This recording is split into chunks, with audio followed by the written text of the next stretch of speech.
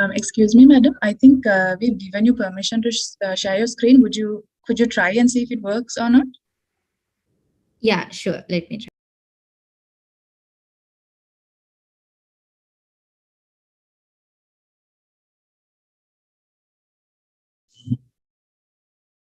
All right. It's all right, right?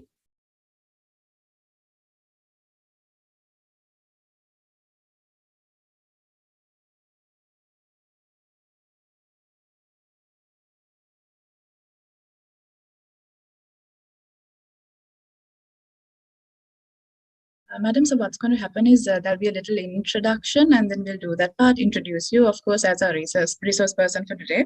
And I think then we'll take our screen down and then you should be able to share your screen. Does that work okay?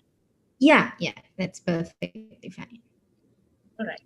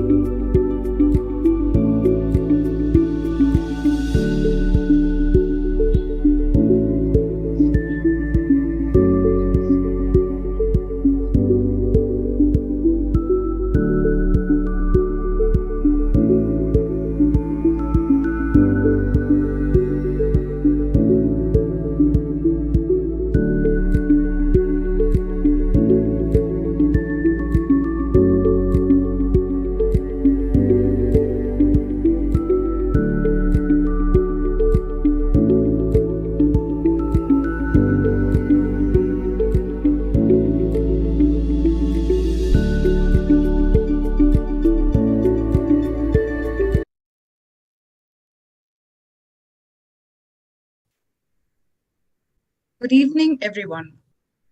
We warmly welcome you all to the English workshop of Clash of Minds 2022, the local and international inter-university debating competition organized by the Debating Division of Japara Voice, the official media and broadcasting unit of the University of Sri Jayewardenepura.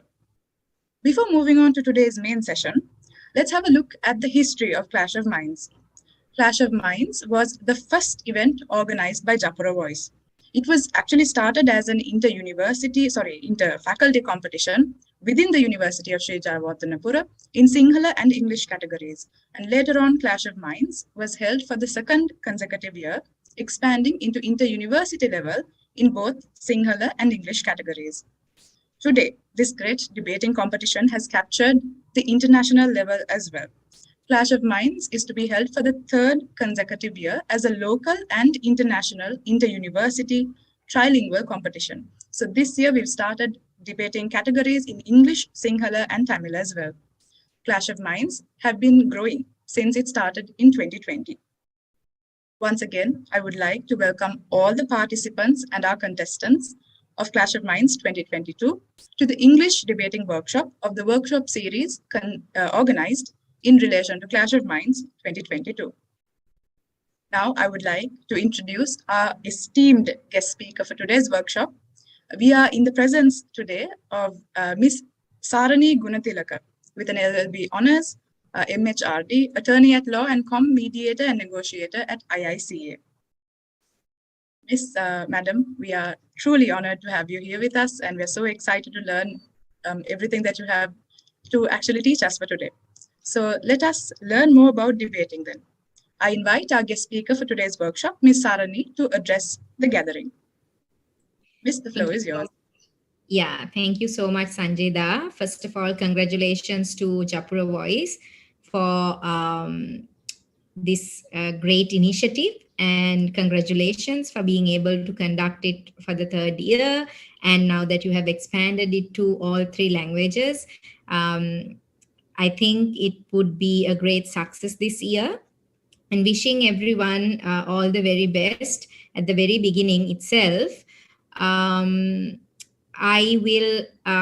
have with me a small presentation prepared for you all just to discuss as to the firstly why we should debate, and then of course to go through some tips for you all to do a great debate and get the best out of this debating experience. But before we go on to the presentation, I just simply want to say that it's really great seeing that university students getting together in debate competitions. We know that at school level, every school has a debating tournament and a debating team. And then you very eagerly get engaged in those competitions. But when it comes to the university level, sometimes we see that that the students don't have the same level of enthusiasm when it comes to debating. But I'm glad that things are changing, and that within the system we have more and more competitions coming up. So thank you for choosing to be a part of this competition. And I hope all of you will learn a lot and also enjoy this competition. So I will share my screen, and Sanjida, if you can let me know whether you can see the screen, that will be great. Yes. Can you Yes, see, Sanjida? I can see. I think you should be able to, make it larger. Okay. Yeah. Can you see it well now? No, ma'am, it's still in the sort of app view, not the entire sort of Oh, really? slide. I'm so sorry. No worries. Maybe you can try sharing it again. Sometimes when you enter slideshow view, it goes on to like another screen. Oh, okay.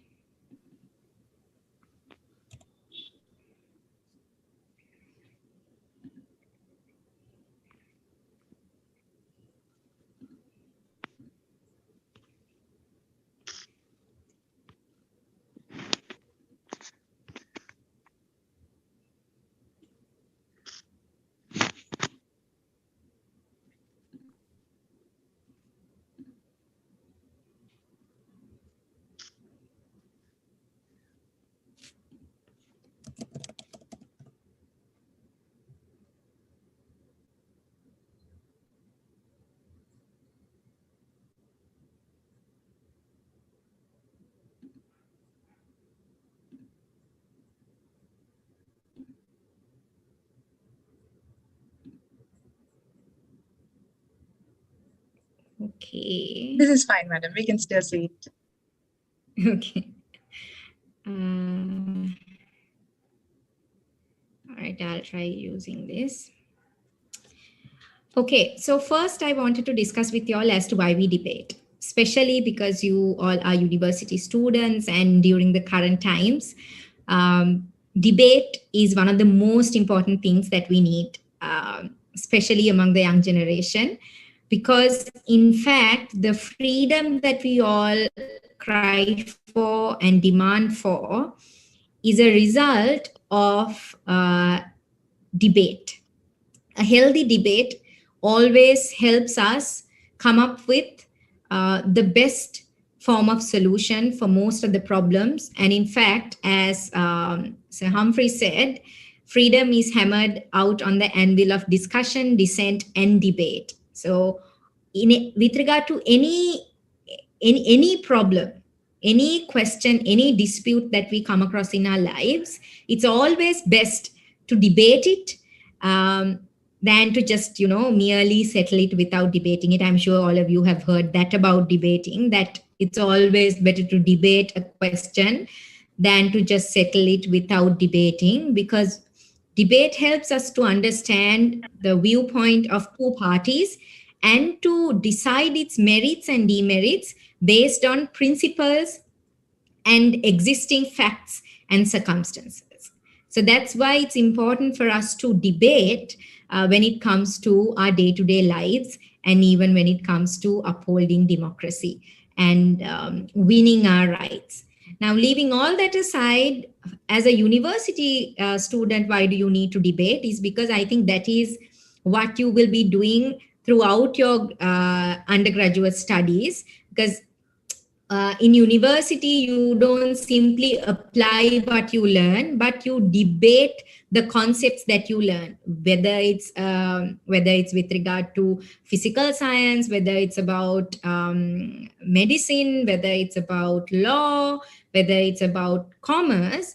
Every principle that you learn, you will be constantly asking questions such as why, how does it do so? Isn't this better than that? So all these questions ultimately leads to a debate, and knowing how to debate properly enables you to be a good thinker, and at the same time to enhance your critical thinking abilities. So therefore, please do not have any doubts as to whether this is something that you should be doing during your undergraduate studies. Is debating worth it? Of course, it's worth it. All the time that you invest, it's worth it. Now, we come to the big question as to how to debate. And I'm sure, I don't know, some of the teams might have novices, people who are debating for the very first time. Or some teams might have, experienced debaters who come from school debating teams and who have debated for the longest time when you were in school. Whoever you are, every debate, I must say, that is a new challenge for a debater. It doesn't matter that I have debated so much. When it comes to a new debate competition, it's a new experience, a new challenge for me. So it requires all of us to constantly remind ourselves as to how should I get ready for a debate, how should I debate, and how am I going to make sure that I'm going to be a part of a wonderful debate. And at this point, why am I not talking about winning? It's because sometimes when you focus too much on the victory, you lose out on the most important aspects of a debate, and then you might end up losing the debate. So it's always better to focus more on engaging in an effective debate. And as a consequence, you might end up winning the debate.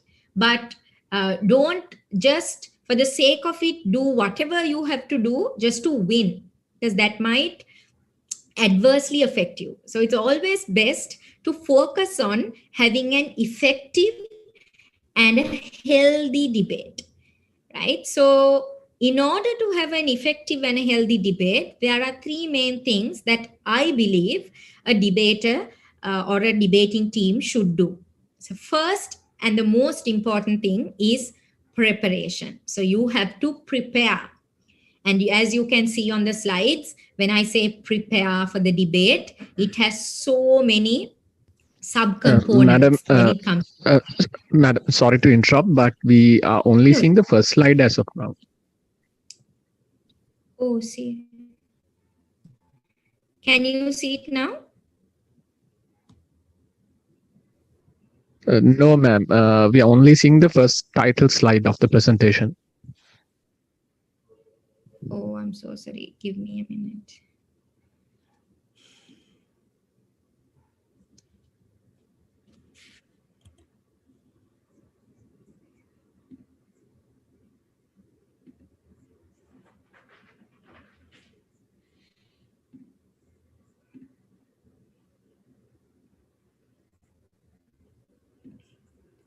Can you see it now? Yes, ma'am. Slide number 3. Yes. So I will keep it like this. Otherwise, I think might lose it again. All of you can see this, right? Yes, madam. Okay. Yeah, thank you. So when I talk about preparation, it's not simple preparation, but it has starting from brainstorming to researching principles and facts to developing arguments to discussing arguments, prioritizing, structuring the arguments, preempting opposition arguments, planning rebuttals, rehearsing presentation.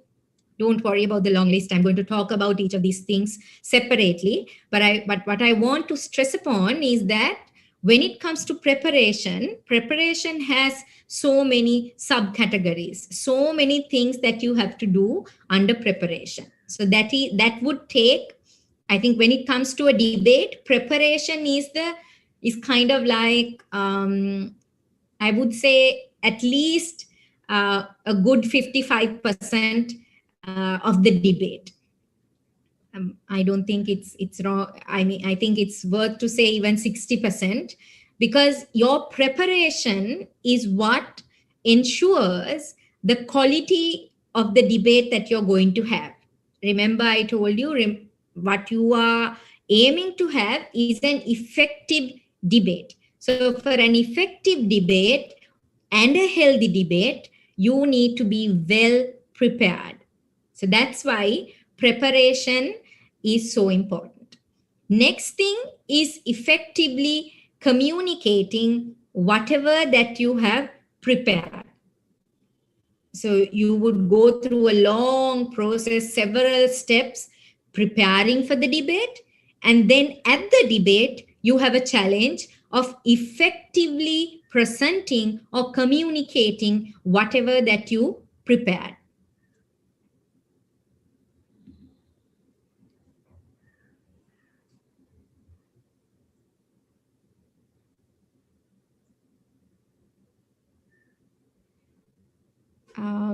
Can someone tell me whether you can hear me?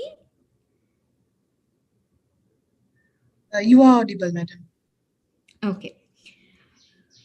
The third point is, I mean, it's one can argue that it is automatic when you do 1 and 2, but I think you need to invest a little bit more on the third point as well, which is establishing your position. When you prepare and when you effectively communicate your arguments, of course, as a result, you should be able to establish your position.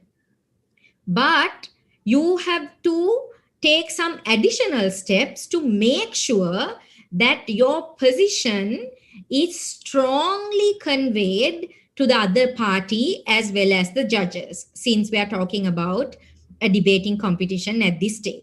So even if it is not a debating competition, you have to make sure that your position is properly and strongly communicated to the other party. Now, to do that, some of the important things that you have to do would be to compare and contrast your argument and their argument, identifying clash points and dominating those clash points, and of course, be ready to present impromptu rebuttals. Like on the spot, you should be able to come up with rebuttals. And your confidence. That is I can't stress upon the importance of confidence enough to have an effective debate. I mean, your confidence can mean everything if you are in a debate, if you are to have an effective debate. So now on these 3 points, I want to take each of these subcategories and discuss what should a team or a debater do under each of these points. And in my experience, once you go through these steps, no one can stop you from having an effective debate. Okay. Can you see the next slide? Yes, ma'am. It says brainstorm. Yes, brainstorm. Okay. So what is brainstorming? I'm sure all of you have heard this term, and most of you all should be, familiar with what brainstorm means. In debating, this is kind of the first thing that a debater or a debate team should do. So you get the debate topic to your hand, either sometimes a week before, sometimes a day before, sometimes only 30-20 minutes before the debate, right? So the moment you get your topic, first thing that you should do is thinking on your own. Okay. Now, some would say that no, the moment you get the topic, you have to discuss with your team. Well, I don't think that that is the best approach, because the moment you start discussing, you can easily get carried away, right? And sometimes you yourself might, forget, or you might miss out on the points that you know already, because you suddenly engaged in a discussion. And then you start arguing, okay, your point is better, my point is my point is better, your point is not that good. Those type of arguments can take away the the knowledge that you have, or rather you all will miss out on the most important points. So the first thing that a debater or a debating team should do when it comes to a debate is to think on your own of the debate topic that you have received. So take the topic, look at it, read it carefully, identify the key terms of the topic, all of this on your own. Okay, first you do it on your own. Now, how we used to do it was, let's say we had 30 minutes. We will take the first 5 to 10 minutes for the brainstorming. We will take like some good time for us to think.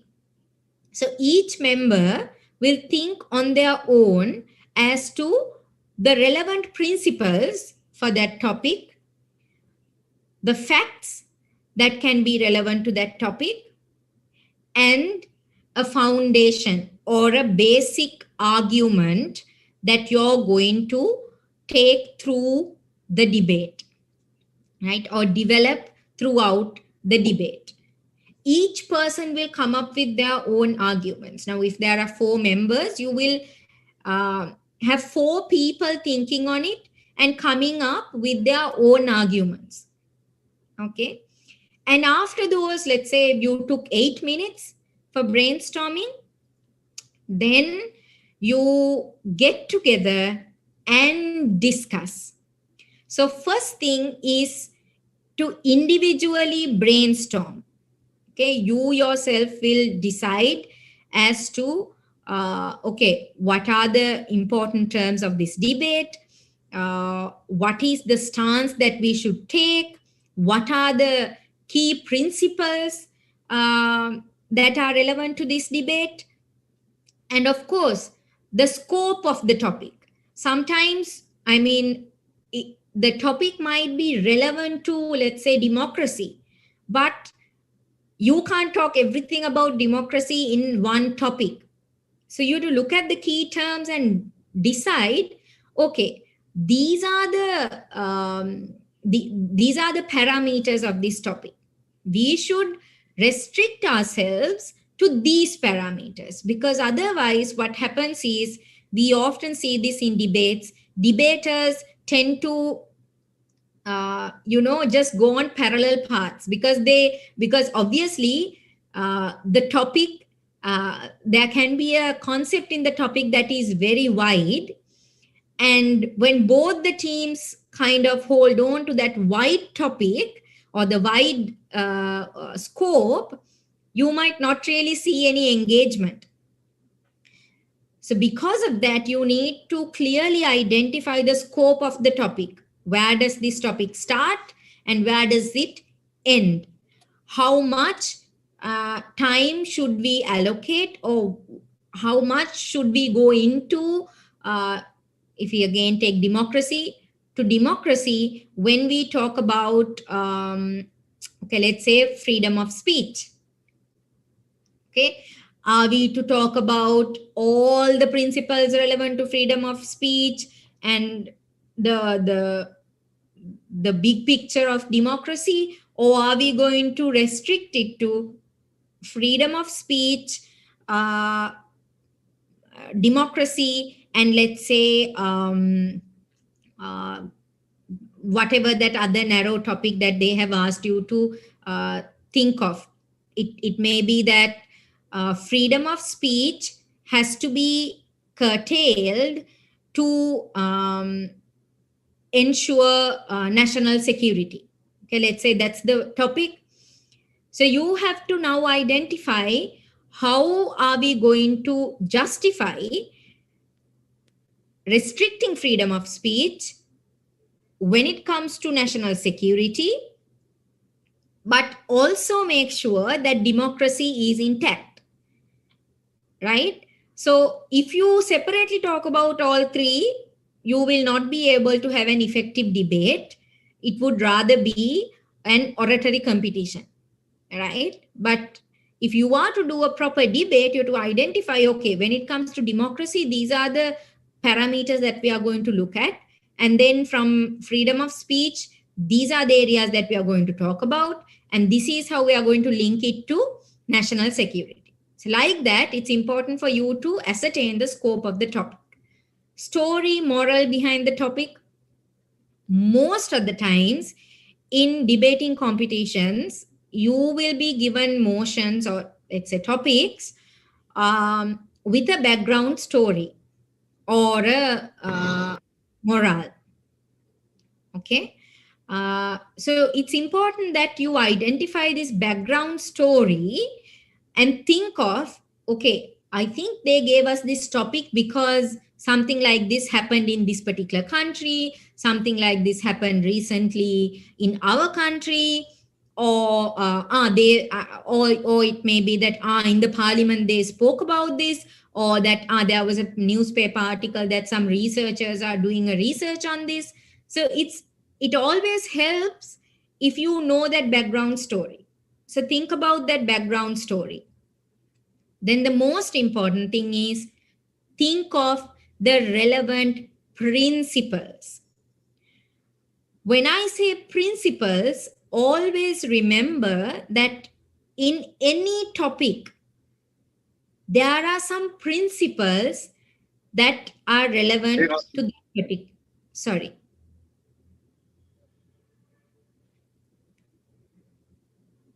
Sorry, do you want me to stop? No, ma'am, I think it was just a small error. Okay. All right.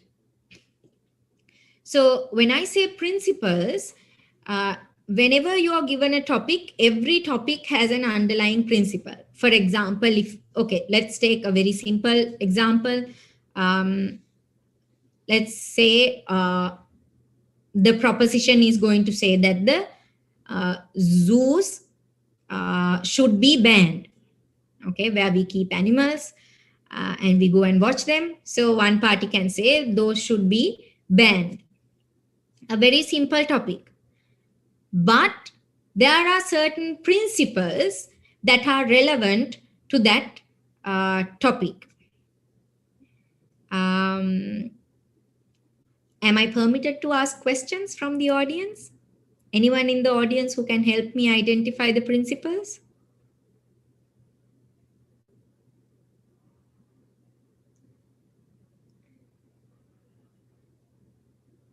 Sanjida, can they talk? Yeah, Ma'am, definitely. can you sort of rephrase the question that you asked? Yeah. So if you're given a topic which says that zoos should be banned, okay, what will be the relevant principles for that topic?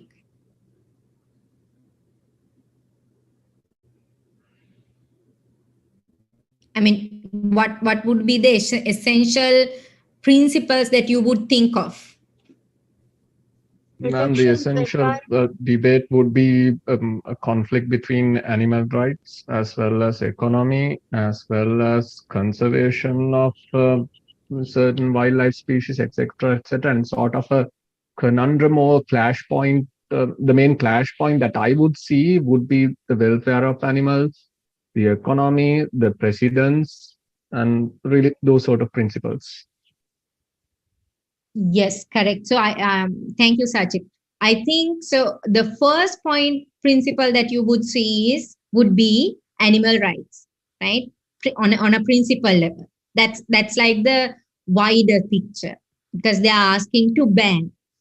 But as against that, you would see one might come up with the whole concept of uh, what survival of the fittest, what about people's right to leisure, what about economy, why can't people use animals for their benefit if you allow, I mean, those are some concepts, but essentially underlying principle would be one on animal rights, and on the other hand rights of humans, right? Because even if you talk about economy, even if you talk about leisure, all of it all of that would essentially come to rights of people, right? So the essential clash would be between rights of animals versus rights of people, right? The decisions that people make. So thank you, Sajid. So like that, in every topic, you have to look at that underlying principle.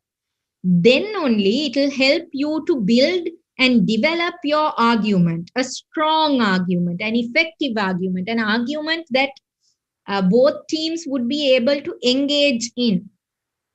But sometimes we have seen in debates, you just hold on to a word, or you might just, look at the, you will just read the topic and then you would make some points to, support those terms. Such a debate will not be an effective debate. Unfortunately, such debates will end up as debates where people, I would say, just made some speeches, or it would be 6 or 4 people making speeches, right? And there won't be a healthy debate, an effective debate. So that's why it's important when you brainstorm, don't just think about the arguments per se, but think about the relevant principles and why have the organizers or this or whoever who gives you the topic came up with those topics, and what do they really want you to talk about, right? So once you do your brainstorming, then start a discussion with your teammates. So how we used to do it was, so when everyone finishes their brainstorming, we used to write down our points, like individual points. Okay. And then I will present my points. If I had 4 points, I will explain, okay, these are the principles that I think are relevant to this topic. Why? ABC. Right? Then the others will say, okay, I also think that principle is relevant, but maybe not the principle that you said second. I don't think that's relevant. So you would talk about each point with all the members. Now, I mean, don't think that if you have only 30 minutes, you can't be taking, hours to discuss each point. But it's a matter of how you allocate your preparation time.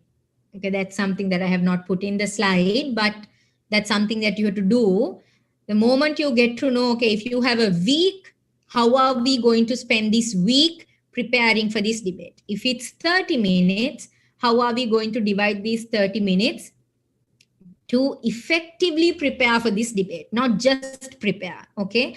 Don't just run to somebody and give them the topic and be like, please give me some points, I have to make a speech. Don't do that. What you're supposed to do is allocate time, break your preparation time into different slots.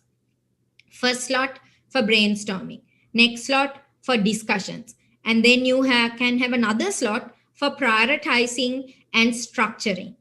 Okay, so during discussions, discuss each point and then decide on the foundation for your debate.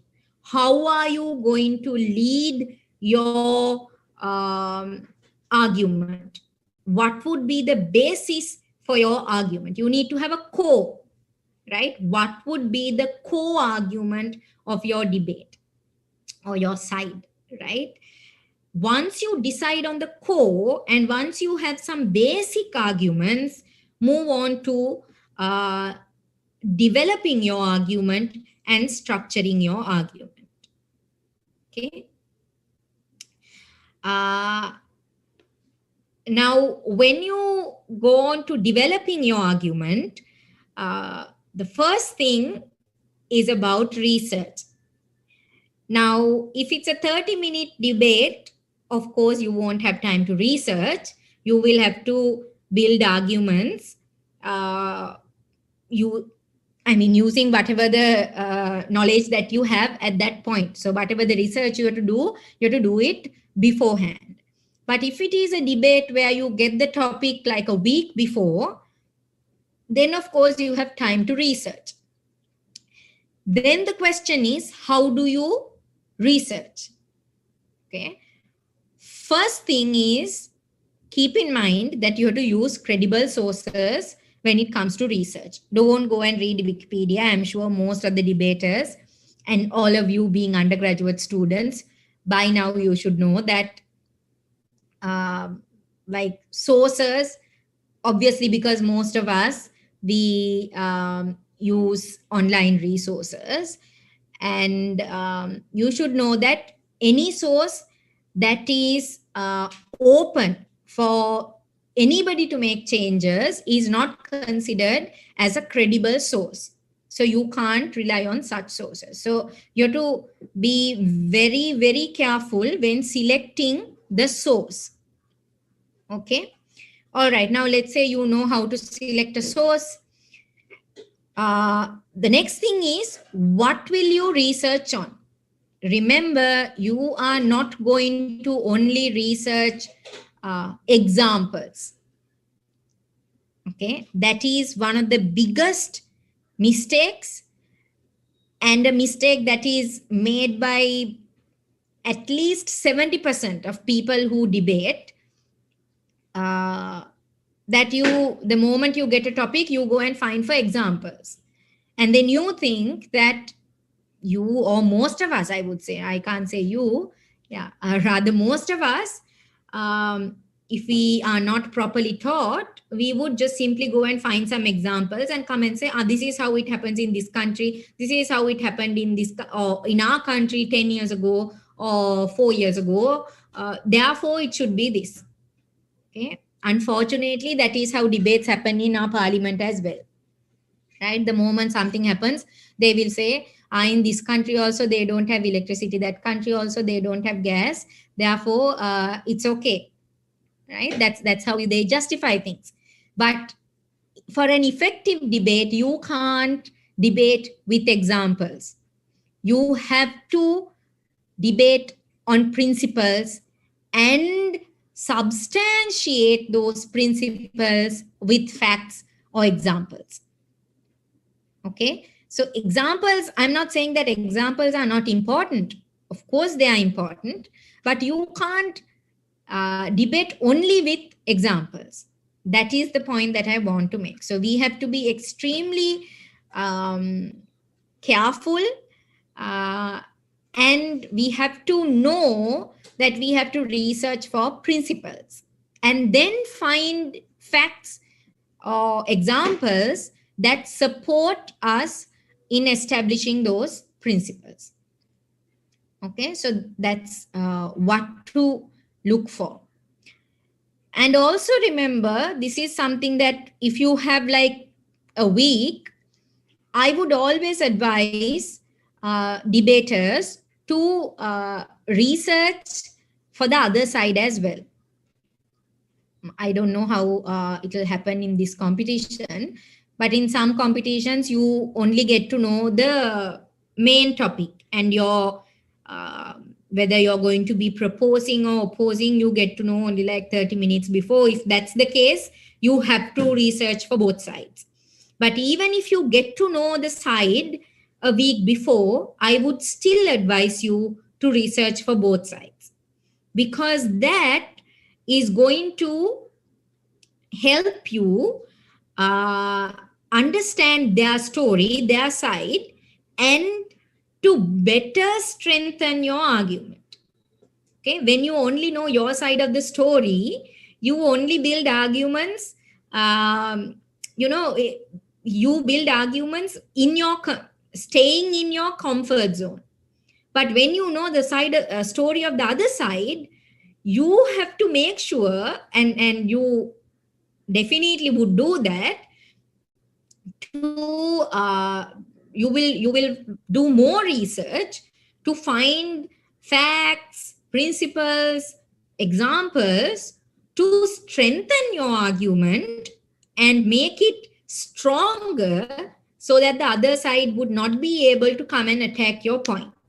Okay, or you will try to fill in gaps. You will start to see the gaps only if you know the other side of the story. Okay, so therefore, I always encourage debaters to research for both sides. Now, if it's only 30 minutes that you have to prepare, when you brainstorm, take at least 2 minutes to quickly think of the possible arguments that can come from the other side, and make a quick note on that, so that you know the gaps that you have to cover. Okay, and it helps you to strengthen your arguments. So once again, I'm stressing on the time management. Okay,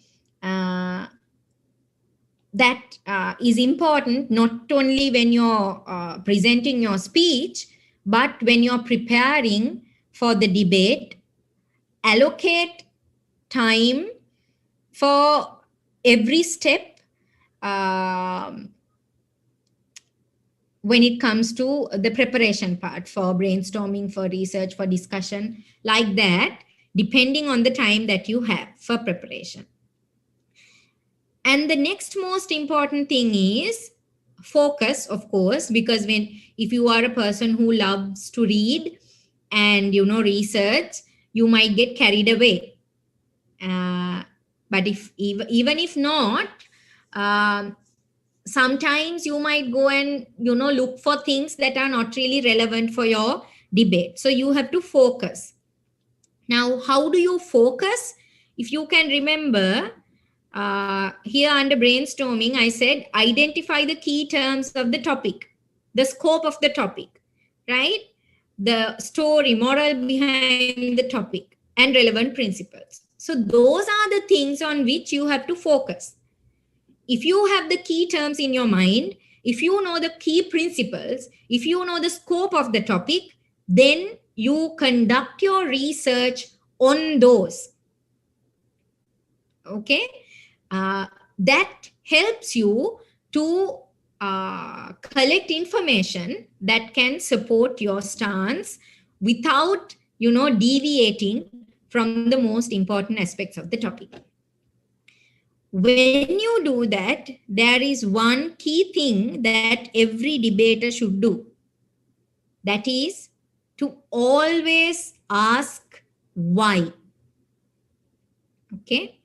So whenever you conduct your research, keep asking why. This question why helps you to expand your research.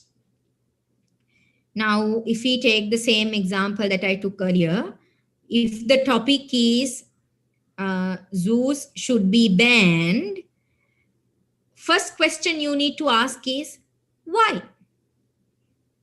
Okay, maybe your first search can be why should the zoos be banned?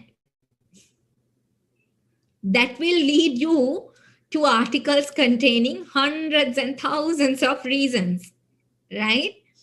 Then it's a matter of identifying from those reasons, okay, what is the underlying principle for all of this? What are the principal arguments that I can make? Always remember, a debate becomes very interesting and effective. Okay, I know I'm repeating this. When the debate is based on principles and principles. Okay, so always remember to ask the question why. Why helps you to build a stronger argument. Okay, an argument without gaps, I would say. Because when you constantly keep asking why, it helps you to build arguments with substance, not just examples. When you don't ask why, you end up just having statements. Remember, a debate is not about making statements. You can't make statements in a debate. You have to make arguments. And if you want arguments, you have to use the question why. When you're discussing with your partners, with your team members, if they tell you, okay, I think it's like this, the first question that should come from you is why. And if your team member is not able to give the answer to that question why, it means that your team member has just come up with a statement and not an argument. That is a statement without substance. And you can't take statements to a debate. You need an argument with substance. Okay? And in the research itself, always preempt other sides' arguments and plan your rebuttals while strengthening your arguments. Now, what do I mean here? Let's say you're doing your research and then you come up with point A, and then you think of the other side, and then you realize that they might have a stronger comeback to your point A. Therefore, it will help you to first articulate your point A in a different manner to make sure that your point A is now stronger than it was earlier and that it is capable of standing strong, even if the other side makes that point. Okay? So, thinking of the other side's arguments can always help you strengthen your argument, and it will always help you to come up with or pre-plan rebuttals. Now, it's like this. You will ask your team members, what if they say this? What am I going to say? Right? So, as a team, you can come up with some rebuttals that you prepare beforehand. And such pre-planned rebuttals can help you during the debate, as you will not, as since you're pre-prepared. But that doesn't mean that you will not have to make, spontaneous rebuttals. But what I mean is preparation even on the rebuttals can help you in engaging in an effective debate. Okay. Sorry, Dehami, do you have anything to add?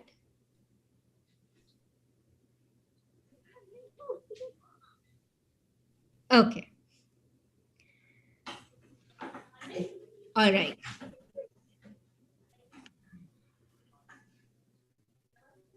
So the next most important thing is developing arguments. Okay, how many of y'all would know what IICA is?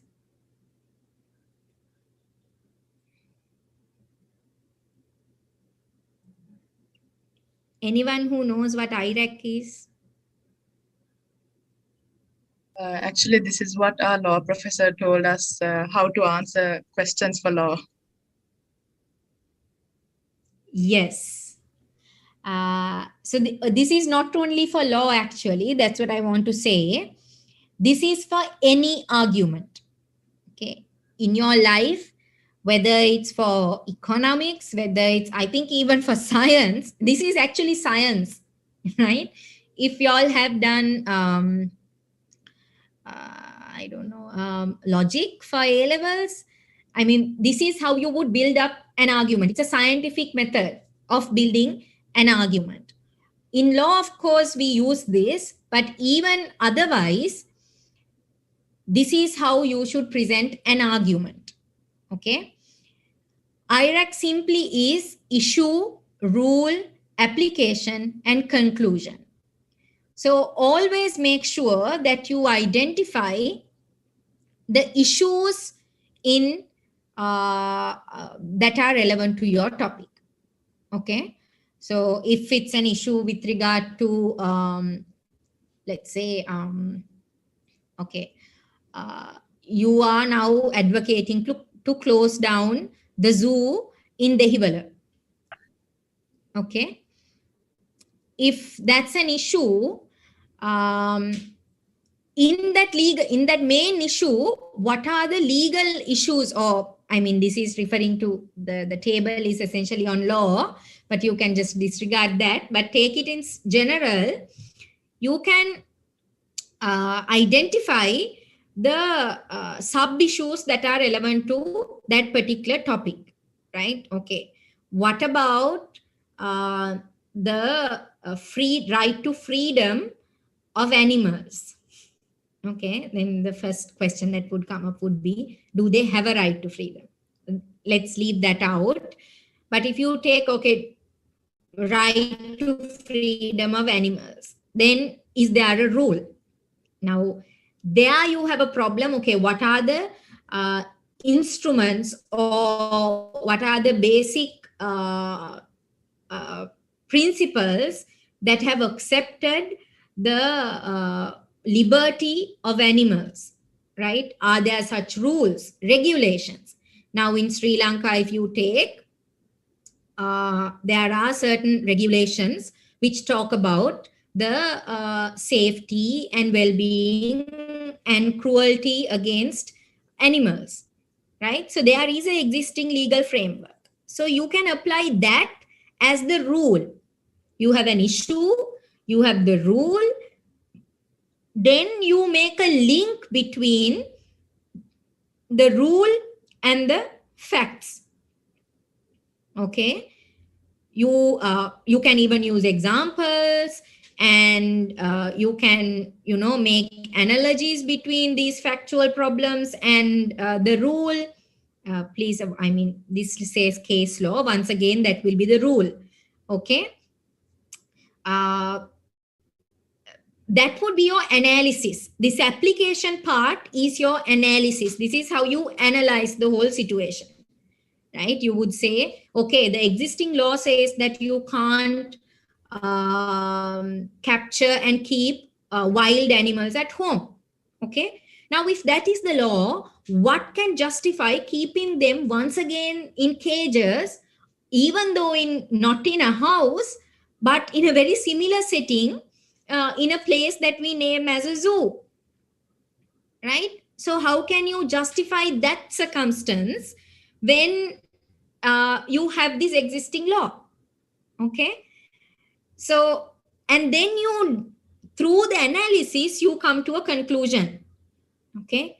Then should it be banned or should it not, in view of the fact that there are laws which ban cruelty against animals? Okay. So the point that I want to make is, when it comes to building and developing an argument, you can't leave out the rule. You can't leave out the application, and you can't leave out conclusion. In debates, what we see most of the time is that the debaters don't refer to a rule. The debaters don't apply, and nor they analyze. Okay. And sometimes some debaters would have an issue. They would have a rule application, but they won't conclude. Okay. This applies to most of the answers that students write when it comes to exams as well. They would put the issue, they might put the rule, but there won't be any application. Or they would do all three and no conclusion. If that is the case, that cannot be identified or accepted as an argument. Such arguments which don't have any one of these four would be considered as a half-baked argument, or actually it would be just a statement, not an argument. Okay. So make sure that you always follow IRAC when it comes to developing your arguments. And if you are using IRAC, you won't end up using examples as your arguments. Okay. When it comes to a topic, don't come and say in the competition, India did it because England did it, so you have to ban zoos. So the question would be, okay, why did India do it? I mean, just because India does it, it doesn't justify Sri Lanka doing it, right? So you have to, the most important thing is, please do not present examples as arguments. An argument should have these four components. There should be an issue, rule, application, and conclusion. If you have those four, that will be considered as a argument, a complete argument. Okay. So make sure that all the arguments that you have are developed in this way. Then it's about prioritizing and structuring. Now, there are four speakers in this debate. I don't know whether there are school debaters who have joined today, I mean, who have been school debaters. So if you have, and if you did English debating, all of you must be experienced in either Asian British parliamentary style or British parliamentary style, where you either have 3 members or you have 2 members, right? But the structure in which the clash of minds is going to happen is the standard method of having 4 members per team. And from the guidelines that I saw, points of information, the opportunity to ask questions and all that would not be there. So it's going to be a new format for those who have done English debating in school. Debating happens in those 2 formats. So here, if you divide your points between these 4 members, right? Now you have developed arguments together. Now you have to decide, okay, how are we going to divide? Since it's 4 minutes minutes per speaker and the 5-minute rebuttal. The speaker to at least have 1 to 2 points. It can also be 1 because you have to do the definitions and you have to present, your co-argument, and then come to the main point. So have 1 point, maybe argument for the first speaker, and then the second speaker to have 2. Third speaker can have maybe 2, and then the final speaker to deal with 1 minor point. Marking scheme for this tournament is different from the marking scheme that I don't know, those who have done English debating in school would have seen.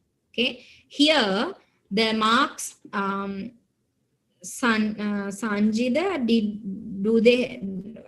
were they given the mark sheets?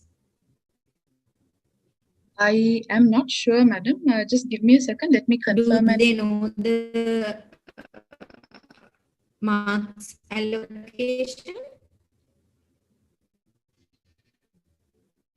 I am currently unaware. If you could give me just a minute, I will check and get back to you. Madam, a competitor speaking here, we were not informed as of now. We were merely informed about the structure of the debate, but not regarding the marking criteria.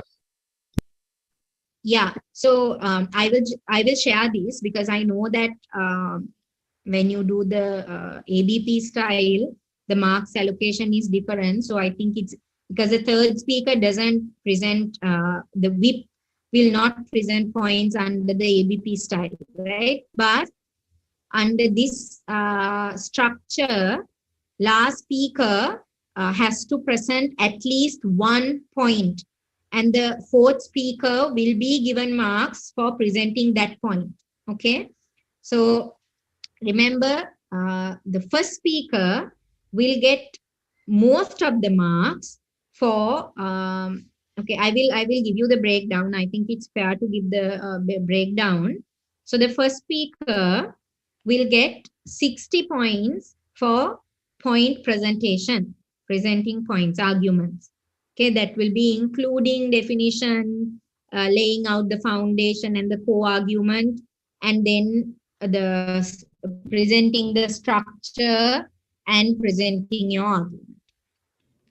The rest of the balance 40 for the first speaker will be divided as 20-20. Okay.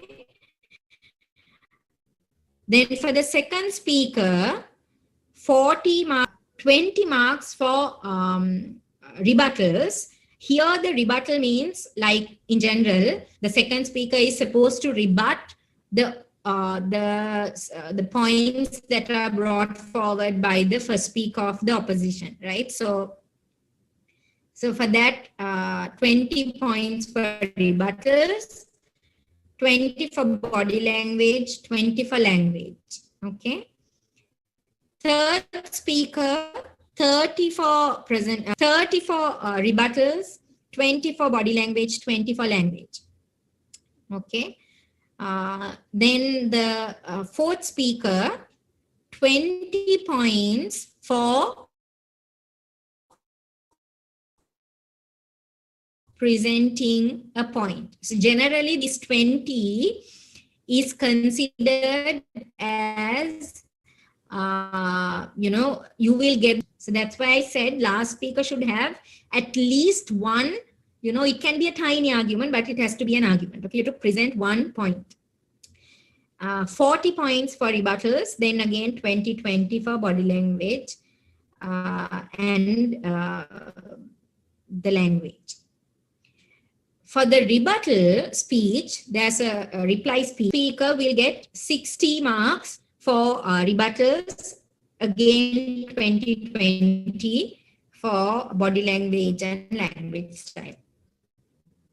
And for those of you who have done ABP in school, please remember, now in ABP, both the first and the second speaker, one of the two can do the reply speech, right? But under this structure, okay, so the first speaker in the first speech will get the maximum marks for presenting points. In the reply speech, will get marks for rebuttals. That's how the first speaker is marked for presenting points and rebuttals. I hope that is clear, but even if not, we have a Q&A session, so please feel free to ask questions during the Q&A. Okay, so then you discuss with the team, and once you have prepared your arguments, you allocate the points accordingly between the 4 speakers. Okay, you have to say, okay, I'm the leader, I will take this point. The next most important points are these. So the second speaker should go with these points. The next important point to the third speaker, and the least important point can go to the final speaker. Okay. But it's always worth that you train your second speaker to come up with a rebuttal for the first speaker from the other side, right? Because then only you can have a good debate where you break the foundation of the other team from the very beginning. That's crucial to have an effective debate. Okay. Yeah, so prioritize like that and structure each speech well. That's crucial. Can you all hear me? Loud and clear, ma'am. Okay, thanks. Sorry. Okay. So make sure that not only the point allocation, but your speech, each speaker has a structured speech. Start your speech by giving the judges the structure of your speech, right? So say,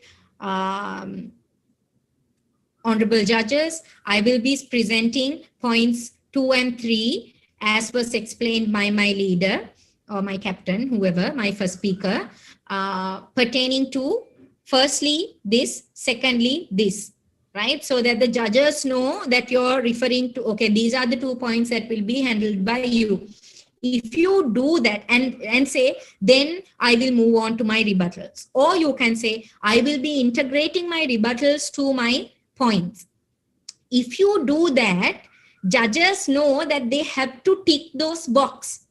Point presentation, rebuttals. They know that you are going to do both. That's going to give you an advantage. Okay, so make sure you have a structured speech and follow that structure so that it makes it easier for the judges to understand, and you know for a fact that the judges are not going to miss out. What happens when you present an unstructured speech is that judges might miss out on points, and you don't want that to happen. So always have a structure for your speech as well. Every speech has to be structured, and you have to present it according to that structure. Okay. Now, when you prepare, have flashcards. Please do not write the entire speech on a paper and go for a debate. Don't ever do that. Have flashcards, point 1, point 2, and in the flashcard, first put what the issue is, second put what the rule is, and from where did you get it with the source, and then say, how do you apply it? Have it in some, bullet form that you can automatically, you will be following the IRAC and you would have presented a strong argument. But have flashcards for each point. That way, you have a very well prepared, structured, and a strong speech. Okay, so make sure that you do all that. For rebuttals, but if you have prepared rebuttals, make sure you present that rebuttal at the correct time against the correct person. Okay, yeah. So now we come to rebuttals. So to do a good rebuttal, always the first thing you have to do is listen actively, okay, and carefully. Now, when you say listen actively, generally active listening includes asking questions, okay?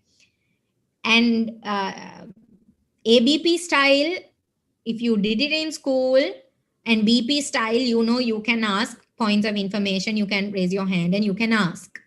That becomes active listening, and you also ask questions. But since in this format, you are not allowed to ask questions, listen carefully, okay? And take down the points that they come up with. Don't write the entire thing, but take down the key things. Remember, follow IRAC even in that. Try to identify the issue that they are referring to. Try to identify the rule that they are referring to. Try to identify how they apply it and see their conclusion. If you can figure out that the rule doesn't match the issue, okay? If you can figure out that their application is wrong, okay? If you can figure out or even that their conclusion is wrong, that is sufficient to break their argument. Okay, that's how you effectively present a rebuttal. You would point at them and say, so, and I refer to this later also, you can even say, yes, I agree with the issue. There is an issue. But my problem is the second speaker of the opposition is referring or relying on the wrong rule. Rule should not be that. The rule should be this. Therefore, his conclusion is wrong. The rule should be this, application should be done like this, therefore the conclusion should be what we are proposing today. Okay, so take it from concede at one point and then with a big, but however, bring them back to you. Okay, and always, whenever they present points, ask the question, why? Okay, why are they saying this? And you can even say, honorable judges, they are only referring to issues and examples, and they have not told us why they are doing this. If you look at why, the reason is this, and for that reason, their conclusion doesn't match, right? So try and attack the fact that they don't have proper reasons, proper rules. Okay, so thinking in terms of IRAC will always help you to come up with your rebuttals as well, not only in building up strong arguments. Okay, and then don't just give examples. Once again, I'm saying this. When it comes to rebuttals, don't just say, even although you say that in this country they did this, therefore we should do it. That's not a rebuttal. Okay, please remember, coming up with counter examples is not a rebuttal. You have to attack the core. You have to attack the rule. You have to attack the analysis. Then only you rebut a point. Okay, keep that in mind, please. And then don't repeat the opposition argument. When you start rebutting, don't say, well, the second speaker of the opposition said A, B, C, D, E, F, G. Don't say the whole thing that they said, because it's going to eat into your time. You only have 4 minutes. You can't afford it. Get to the point. You can directly say, according to the second speaker of the opposition, zoos should be banned to save the economy. Well, it can't be so because of this. Okay, and his reasoning is this. So, my point is, don't repeat them and then don't try to explain yourself. Get into the core point that they were trying to make and attack the core point. Okay. So attack the principle and not just the factual example. Now, don't think that I said don't attack the factual example. Of course, you can attack the factual example, but don't just attack the factual example. That's my point. Okay, always couple it with an attack to the principle. All right, so if you do that, then you're good with your rebuttals. Okay. Now that's all about your preparations for the arguments and rebuttals and structuring your speeches. Then we come to the point where you earn those marks for your body language and language skills, right? So that's where you rehearse your presentation. This is, of course, if you have a week before the competition, or I mean, even without the topic, you can rehearse these things. Okay. Structure your speech once again, practice in front of a mirror, practice your eye contacts, expressions, record yourself now that you have that, facility. Use appropriate language. Don't rush, maintain a good face, because some of you might be very well versed in your language, but you can have people who can't follow you like that. In any event, even if they are fully fluent and they can understand, you still slow down and maintain a good face. Okay. And then speak clearly, but make sure you don't scream. Okay. Screaming it is not necessary. Whether it's in person or online, screaming is not necessary. Now remember, since it's online, when you practice eye contacts, even for me, it's sometimes really difficult when I see myself on the side to just look at the camera. But always, in terms of presentation, if you want to get the maximum marks, try to look at the camera, and always try to place the laptop at a height where they can see your upper body, so that everyone can see your hand gestures. But make sure that you're not dancing. Sit properly if you are doing it seated. Sit properly. Look confident. Don't come close to the computer. Don't lean towards the computer. Sit comfortably but confidently, and use your facial expressions, but do not overreact. Okay, these are some basic things that you should do. Whether in person or online, but when it's online, I think the challenges are greater. At least in my case, I think it's more difficult when it comes to an online competition. But if it's in person, it's rather easier. But just make sure when it comes to eye contacts, also don't look up, look down, don't look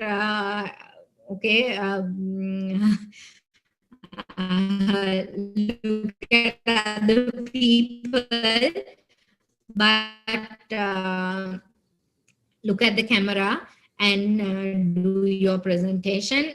Even if it is in person, you have to look at, if it's in person, and if there are more than one judge, if there are 3 judges, you have to speak to all 3 judges, and don't leave out one judge. But if it is online, of course, you don't have that problem. You just have one friend, that's your camera, and speak to the camera.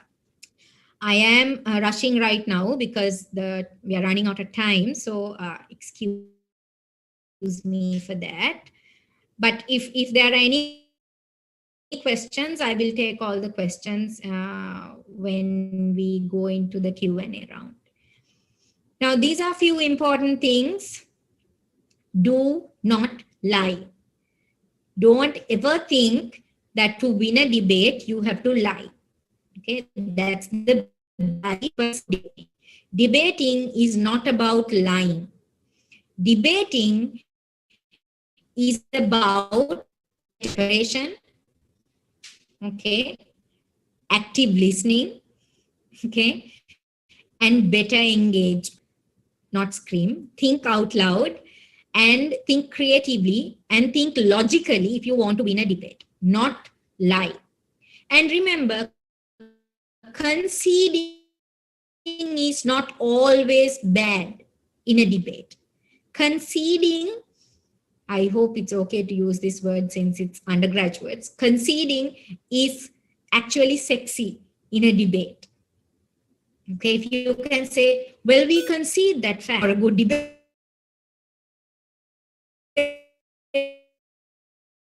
you should be able to end that sentence by saying, but, and then to differentiate yourself, right? To take yourself away from them.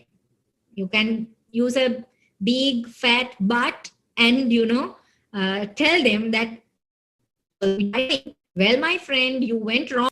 Although that was right, ultimately we win, right? That should be the smart leading things in a debate. So try that out. And remember, in a debate, you don't have to oppose every single thing that they say. That's not about debating. Debating is about, winning the clashes, right? Identify the main clash points of the debate. You don't have to present it. I mean, I know in Asian British Parliamentary, we do that. The whip would say, okay, there are 3 main clashes in this debate, and this is how we won it. He would go through each clash and explain and all that. In this style, we don't normally do it, but you identify the main rebuttals, right? It's almost the same thing. Okay, identify the key points and attack those key points. Okay, and establish that you did well when it comes to those key points, key principles. You have won the arguments on the key points, and that will ensure that you have done a good job. Okay. Please do not humiliate others. Humor is important in a debate, right? It's nice if you can be witty, but you can't win the debate by humiliating people. It looks really ugly when people, think that humiliating others, insulting others look nice in a debate. No, it does not. It in fact shows, how bad you are. Okay, how unprepared you are, and how, I mean, it's not good for the person who's doing it, not to the receiver ultimately. Okay, so don't do that. Do not scream. Do not overreact. Okay, when I say scream, please make sure that it doesn't mean that you can, speak without any form of, confidence and without giving enough emphasis. No, that's not what I mean. You need to have that, variation of your tone when it comes to emphasis and, emotions and all that. You need that. Scream is something else. You know what scream means, I hope. So don't scream, but have that strength in your voice. Emphasize when necessary. Use your voice to convey emotions. So all that is important, but don't scream once again. And don't overreact. Okay. Another thing, do not get scared for those who are doing it for the first time, or even if you're a debater who has done it 100 times. Trust me, for me, still, it's new every single time I go to debate. It's new, right? So that's that, right? It's a strange feeling, but that's okay. If you feel, jittery or you're scared, just take a deep breath. Okay, this is a tip that I also use all the time. Take a deep breath. Okay, keep it in until you feel like you're going to die, and then release it, and you will feel better. Okay, that's the trick. If you feel like you're shivering, like you can't do it, calm down, take a deep breath, keep it in until you feel like you're going to die, then release it. Okay, so that's something that you can do. Team spirit is critical. You have to work like a team. Every team member should be willing to take constructive feedback from your team members. Team members should be able to give constructive feedback to each other, help each other, criticize each other for the sake of the team and for the performance of every member of the team. So that's critical if you want to win. You can't be like, I'm the team leader, nobody can criticize me, I know everything, I'm going to win this, this is my debate. Well, it won't work like that. Okay, everyone should have an equal opportunity to give feedback. Important. Then, I mean, we used to do after every debate, my teammates, we used to give feedback to each other. Actually, I mean, especially during university when we did debates, we used to tell each other, okay, you did this well, but maybe this time try not to do that, but try to improve it this way, right? Things like that, it helps you, especially in a tournament, to go forward after each debate round. Share feedback with your teammates. That will enable you to develop a greater team spirit, and it will take you towards victory. Okay, and make sure you do not disturb when someone else is speaking. Basic ground rules. And if you want to communicate with your teammates, especially if this is happening in person, do it by passing notes. Do not speak to your teammates when the opposition side is speaking or when someone on your side is speaking. Please pass notes. Now that is again something you would have to practice, to how to write something in a way that all four understands. So you can work on that as well. Then once again, maintain eye contact. Do not look up and down. And most importantly, please, please do not read off a paper. I told you not to write it on a paper. So, well, the next thing is that don't read off a paper. Have flashcards, and it helps, right? Okay, and next we come to the most important thing in debating. Do not forget to have fun, because debating is always about having fun. It's just like another game. You have a team, you are playing, and you are supposed to have fun. Okay, with that, I can take your questions.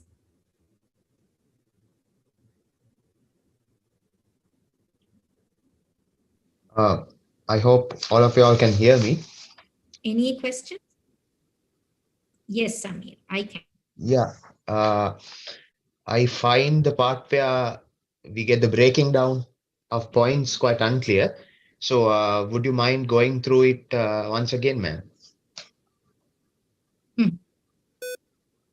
Yes, sure.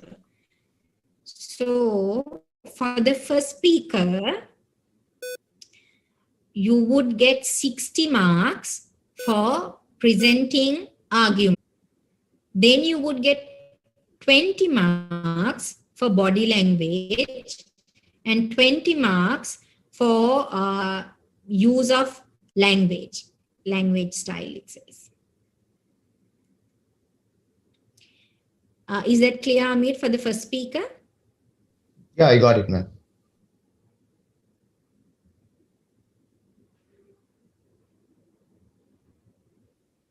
Okay, so for the second speaker, it would be 40% for rebuttals, 20 marks for body language, again 20 for language style. Third speaker, 34 points.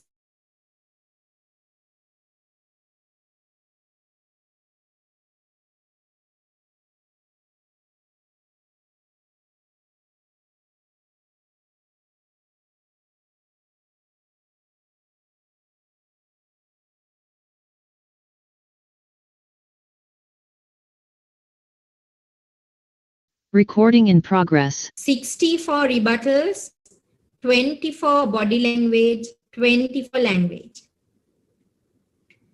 That's how the marks will be allocated.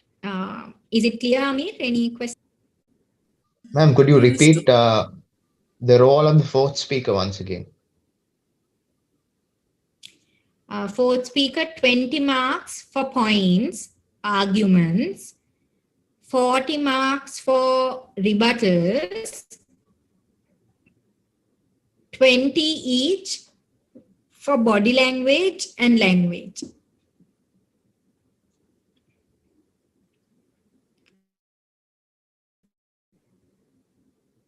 Is that clear? Yeah, ma'am. Thank you. I have a question. Can I ask? Hello? Yes, Hello, please. am I audible? Hello. Yes, please. Yes. Yeah. So, So if you are going as yes, I can hear opposition, you. Can the other? Hmm. Yeah, he's audible. can't we rebut the opposing captain's speech?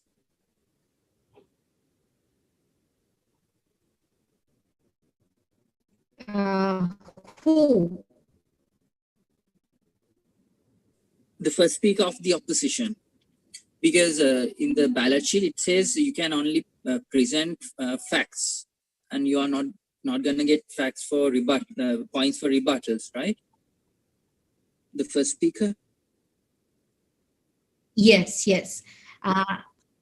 Yeah.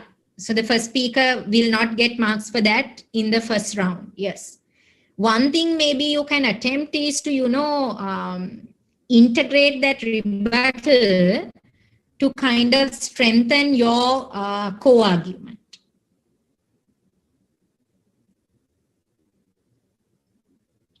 Because you But won't then, specifically get marks for rebuttals, and your rebuttals will, obviously.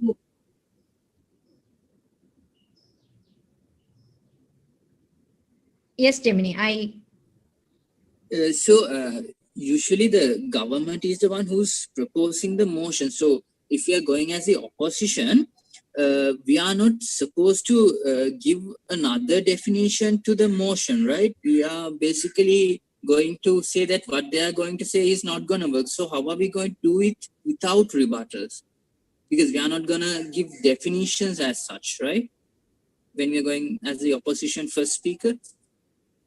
Yes, Gemini, that's the difference. Now in this tournament, you won't get topics as you do in Asian British Parliamentary and British Parliamentary, where you act out a parliament.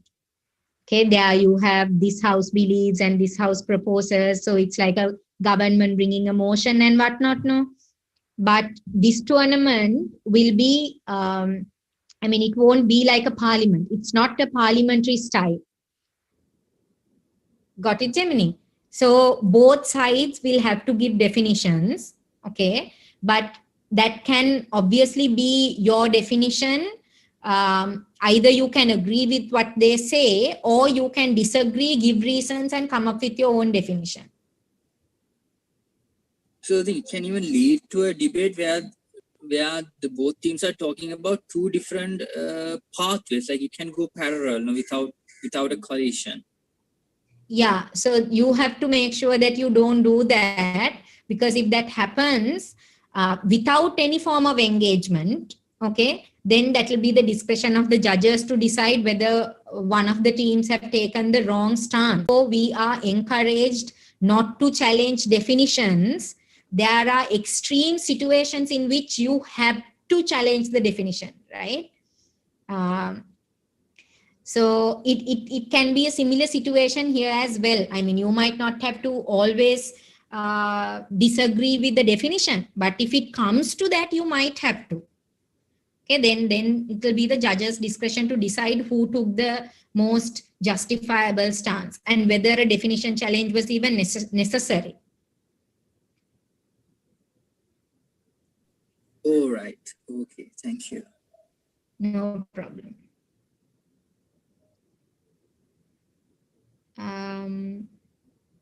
Any other questions?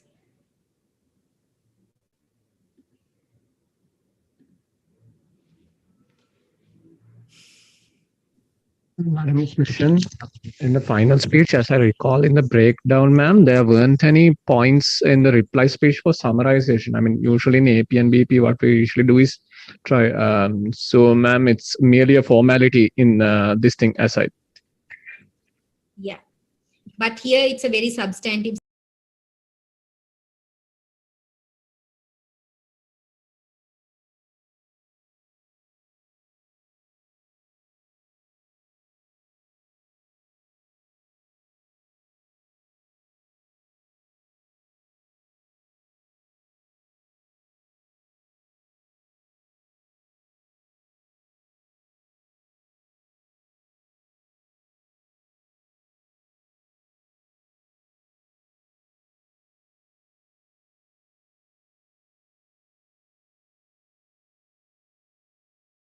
Recording in progress.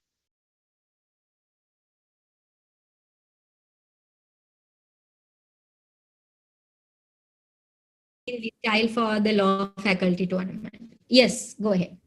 Ma'am, I couldn't follow through the Iraq thing that you presented. Would you be able to elaborate on it a bit more? Rush through it, ma'am. It's fine. Sorry. No, that's okay. So IRAC is where you first present your issue, whatever the issue that you are addressing. Then you present the rule, and then you apply that rule to the facts and give your conclusion. Now, the example that I took was, let's say you want to ban zoos, and that's your first main topic, right? Under that, you have one issue. Animals are subjected to cruelty inside zoos. That's your issue. And you think, therefore, it should be banned. Your rule can be the existing legal mechanism in whatever country or internationally that prohibits cruelty against animal or domestication of animal or whatever. Then your application can be, well, if the law prohibits domestication of animal or cruelty against animal, and if the zoo, within zoos, they domesticate wild animals and they keep them in cages and they subject them to cruelty, as it has happened, and then you use an example. Let's say in Sri Lanka in this year, this many tigers, they were put in cages and they went through, they got ill and they died or something. You can have examples to substantiate that application. And then you say, therefore, we believe, therefore, zoos should be banned as animals are subjected to cruel treatment within zoos or something like that. It's a very, very simple example to, just show as to how it flows. Does it help you, Sarah? Yeah, got it, ma'am. Thank you so much. Okay, no problem. Any other questions? Ma'am, I'm actually a novice. So can I know exactly how many speeches there will be? So there will be 4 main speeches: first speaker, second speaker, third speaker, fourth speaker. The 5th speech will be done by the first speaker as a reply speech. Okay. Okay, ma'am. Thank you. No problem.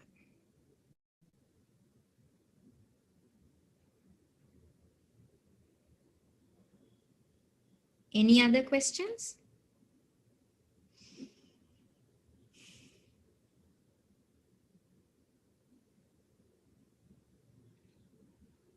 Ma'am, can you explain the time allocation once again?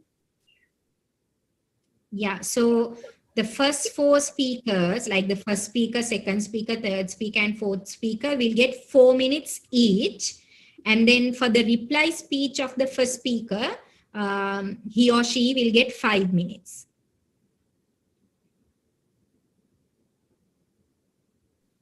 Okay, ma'am. Thank you. Okay, no problem. Any other questions?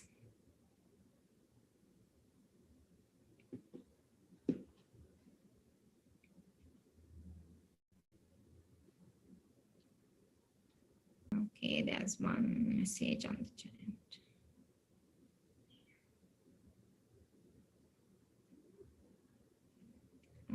Okay.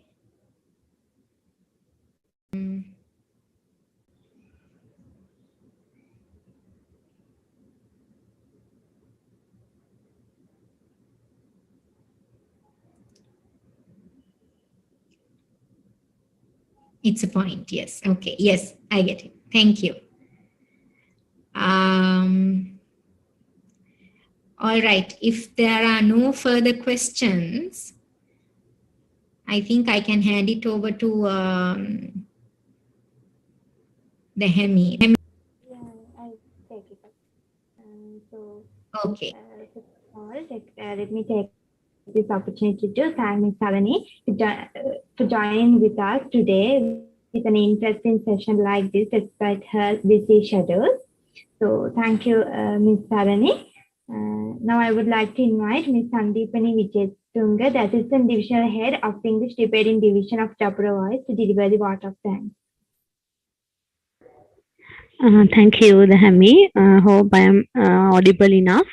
But excuse me for not being visible because of some connection issues.